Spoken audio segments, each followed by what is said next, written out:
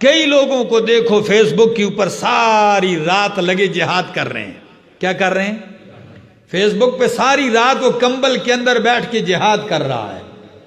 ٹھیک ہے جی، کشمیر بھی فتح کر رہا ہے، امریکہ بھی فتح کر رہا ہے، روس بھی فتح کر رہا ہے، علاقے فتح کر رہا ہے، وہ مفتی بھی بنا ہوا ہے، وہ علماء پہ تنقیدیں بھی کرتا ہے، وہ علماء کو گالیاں بھی دیتا ہے، وہ علماء کی نکتہ چینیاں بھی کرتا ہے، ساری رات فیس بک کے فارغ بیٹھ کے یہ کام کرتا ہے.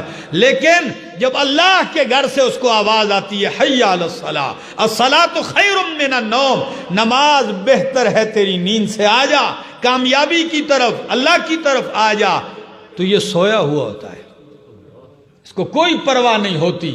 ایک شخص کا تذکرہ اللہ کے نبی کے سامنے کیا گیا، صحیح بخاری کی حدیث ہے.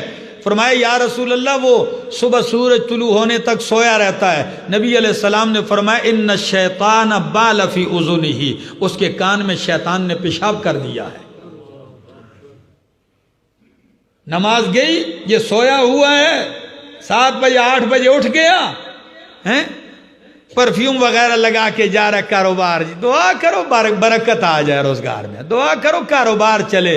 او بھائی جب آپ اتنی پلیتی کی حالت میں خبیث و نفس ہو کے بندہ اٹھے،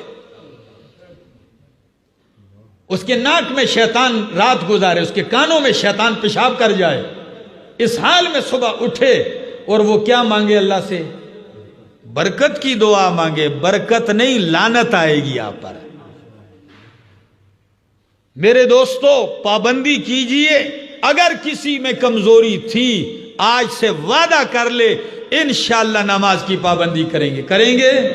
جو کریں گے ہاتھ کھڑا کر لو، کیا پتہ قبولیت کا وقت ہو. اللہ عمل کی توفیق عطا فرمائے.